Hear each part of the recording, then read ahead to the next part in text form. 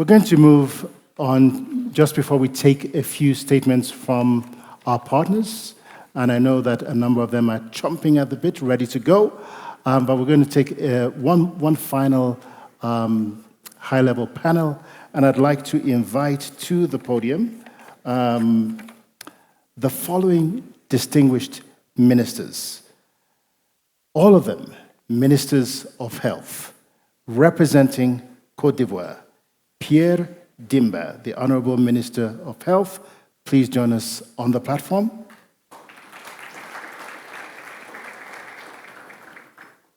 And second, the Honorable Ivan Butera, the Honorable Minister of Health for Rwanda.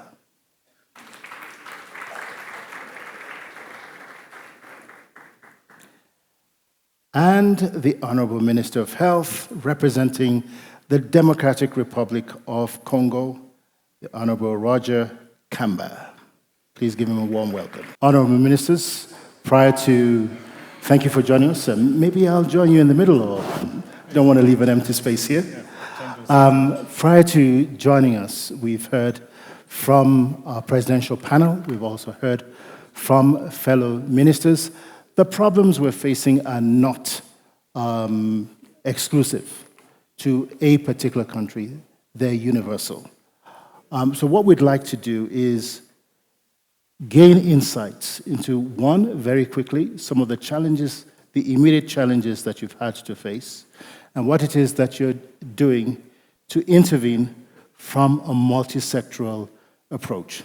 So I'm going to start first with Minister Kamba to give us some insight. Merci.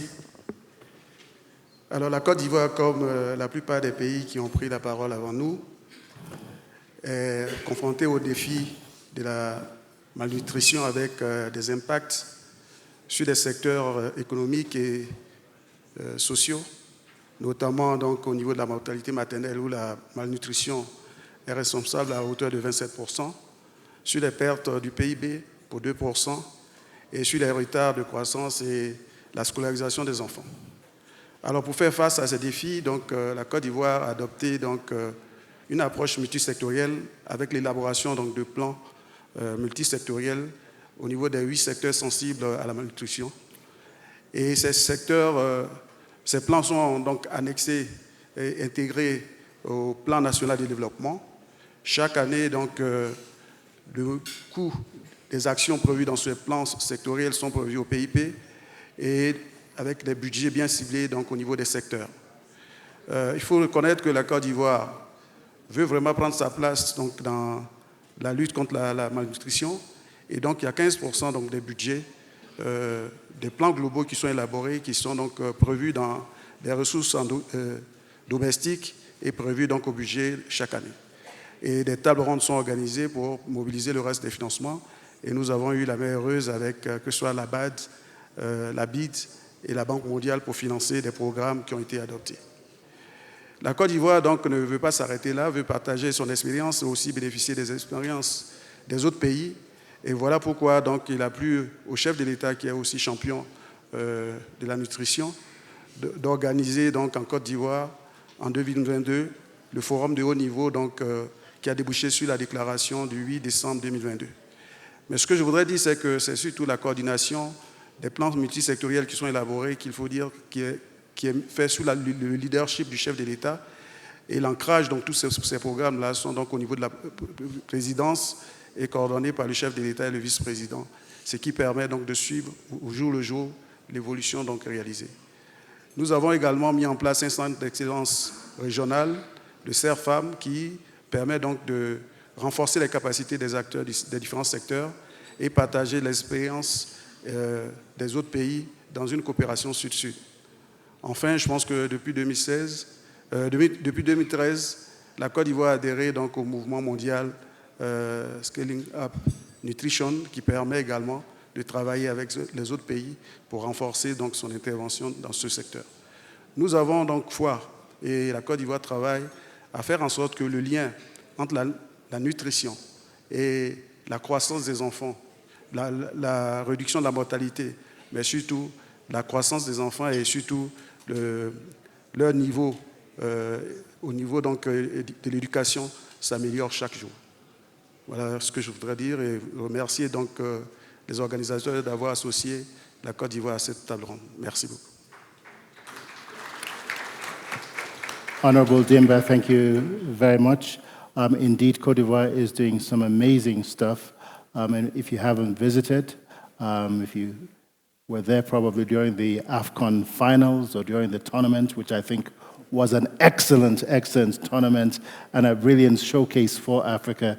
If you weren't able to make it, then certainly visit Côte d'Ivoire, because I think there's much that we can learn from Côte d'Ivoire in the area of food production and nutrition. So I want to say congratulations to all that you're doing. I'm going to come to Honorable Butera. Rwanda, what's your experience been? What is it that you've heard a number of interventions from some of our panelists, the presidential panel, the previous ministerial panel. What is it that you could share with us that actually moves the needle a little bit here that's different from anything that we've heard? Thank you very much. I think maybe I'll just talk about the journey we've gone through to kind of understand where we are today and where we're heading in the next couple of years. So as you all know, Rwanda, a country that was called a failed state 30 years ago, started rebuilding. You'll understand the priorities were multiple. But from the get-go, under the leadership of our president, President Kagame, it was a human-centered, people-designed development. So did a lot of things over the last 30 years, reduced maternal mortality by 3/4, infant mortality by 2/3. But we are at a crossroads where we see now where you need to address some of the tough things. And I'll talk on the nutrition side, maybe the specificity of it. We are approaching it going through the journey of the mother, the fetus, the newborn, until they're 5. So after having all these gains in maternal mortality, one of the things we realize is that the deaths we are having in maternal mortality are related to very high risk pregnancies. So as a result of that, we adjusted our policies. We used to have 4 antenatal care visits, but right now we've increased them to 8 antenatal care visits. We also look at the trends that are happening in the world, and one that I'd like to highlight here, and that has also been demonstrated to bring a lot of nutrition benefits, is that our pregnant mothers were getting iron and folic acid, but now we've switched to multiple micronutrient supplements, where we are trying to see how we can scale this up on the country. There's a global shortage, it's still expensive. Maybe something in the room we can discuss and see how to do. Multiple micronutrient supplements, we're talking about 15 minerals and vitamins that provides the health and the well-being of the mother. But the studies have shown that you also, by doing that, you reduce your risk of malnutrition and stunting by more than 10% in the offspring. So these are some of the innovations that are coming up. It's new. We are doing it in one district, but with your support, I think we can really scale it up. It has been put on the WHO essential list of medication. So it's something as a continent we can think about how to scale and maybe produce on the continent along other health products that we're talking about. One more thing that I can talk about is we looked at a lot of interventions were done in the past. Nutrition-sensitive intervention are extremely important, but we also realized that nutrition-specific interventions were not given a lot of attention. We looked at our data and we see the doubling of our stunting rate really happening at the moment the baby crosses 6 months. You do very well in exclusive breastfeeding, that's fine, but after that, the 7th month, you see it rising 7 to 8, 9 months, it doubles. That's the case in Rwanda. It's an issue of intake. It's an issue of not controlling what's not supposed to leave. If you don't stop it, it gets a problem. So we realized in Rwanda, what can you do? What do we have? What's financially viable? What can we support our families with? It was animal source proteins. So we have this policy of 1 egg per child per day to cover for the protein deficiencies. A lot of emphasis is on wash. A lot of emphasis on deworming and vitamin supplements. So by that, you're tackling entry points, but also making sure that the kid doesn't lose some of the nutrients that are happening. So these are some of the innovations that are coming on board, and we are starting to see some decline. There's one district in my country that has registered a 10% decline in stunting in 1 year. So we are on to this 2-year accelerated plan with the Ministry of Education, Agriculture, Family, and coordinated at the level of government to kind of see how, you rightly said, how we can push the needle and get rid of stunting, reduce our infant mortality, maternal mortality. We look at it at that system level. Thank you. Thank you very much, Honorable Ivan Butera. One of the things I like about what you've put forward here, it is the fact that small is big. We've talked about micronutrients, we've talked about providing an egg a day, an animal nutrition or protein rather for children. On the face of it, it may look like a small thing, but the end game is this. It makes a huge difference. Don't tell that to a child who's able to access that or to a mother who's able to access these benefits. Congratulations to Rwanda, and thanks for inspiring us. And I'm going to come, last but not least, to the Honorable Minister of Health in the Democratic Republic of Congo, Honorable Roger Kamba. Tell us what your government is doing. But again, I want us to move away from what we've heard. Yes, the issues are similar, but what are the major takeaways that we can listen to here that DRC is doing differently and with huge impact? Merci beaucoup, Monsieur le modérateur. Effectivement, les problèmes sont similaires et les plans sont quasiment les mêmes. Ils sont pratiquement tous multisectoriels et nous aussi, nous sommes engagés dans le même schéma. Et en octobre dernier, d'ailleurs, justement, on a fait un grand forum en RDC du 5 au 7 octobre sur la lutte contre la malnutrition. Un forum qui était sous le haut patronage du président de la République. Mais spécifiquement pour notre pays, en plus de tous les problèmes que l'on connaît, nous avions un grand retard, notamment dans la vaccination des enfants. Comme les maladies infectieuses sont vraiment un gros problème qui entre dans la malnutrition, une des stratégies que nous avons eues depuis le départ, c'est d'améliorer les enfants zéro dose, les enfants qui ne reçoivent aucun vaccin et qui donc développent beaucoup de maladies infectieuses et qui ne permettent pas une très bonne alimentation. Donc la stratégie aujourd'hui, c'est d'augmenter vraiment beaucoup la vaccination. Mais la deuxième stratégie que nous avons eue aussi, c'est de ramener les mamans enceintes dans les structures de santé.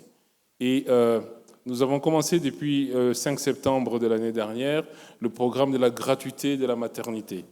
Donc, nous avons commencé d'abord à Kinshasa, et ça, c'est une subvention totale de l'État qui nous permet, avec 42 millions de dollars, de couvrir quasiment tous les accouchements au niveau de Kinshasa. Mais la Banque mondiale nous a accompagnés, étant donné que le gouvernement a mis des fonds, en couvrant maintenant à peu près 11 provinces en plus de Kinshasa. Ce qui fait qu'à peu près la moitié du pays commence à profiter du programme de la gratuité des accouchements.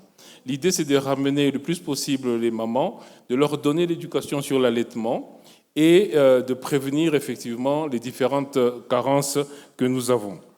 Et bien entendu, à côté de cela, nous sommes en train de développer effectivement, comme tout le monde, un programme multisectoriel, d'ailleurs appuyé aussi par la Banque mondiale, qui adresse un peu les différents domaines de la malnutrition, notamment l'agriculture.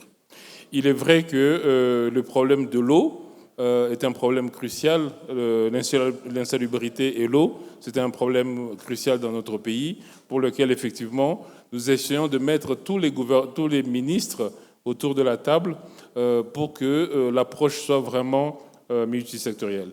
Nous avons eu malheureusement, comme tout le monde, des inondations.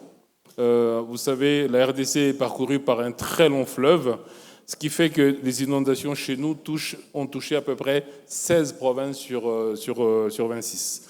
Et donc, le long de tout ce fleuve, il y a énormément de personnes qui sont dans des difficultés au niveau de l'alimentation notamment, mais aussi l'accès à l'eau potable.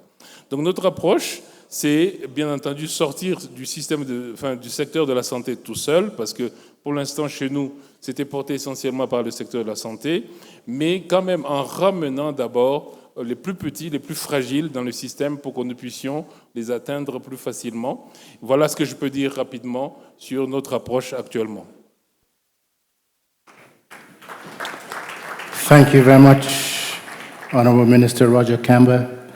In just 27 short years from now, we will move from being a continent of 1.2 billion to 2.4 billion people, which means that all of the interventions that we've heard in all of our panels so far need to be scaled up and need to be accelerated much more than ever before. So we want to thank you in your respective positions as ministers of health, working in conjunction with your colleagues in a multi-sectoral way to help combat this critical issue of malnutrition. Not only are you combating it, but you're also providing very valuable solutions, which I believe generations to come will thank you for. So, Honorable Minister Pierre Dimbe, Honorable Minister Ivan Butera, and Honorable Minister Roger Kamba, thank you very much for adding value and insights to this conversation. Thank you very much for joining us.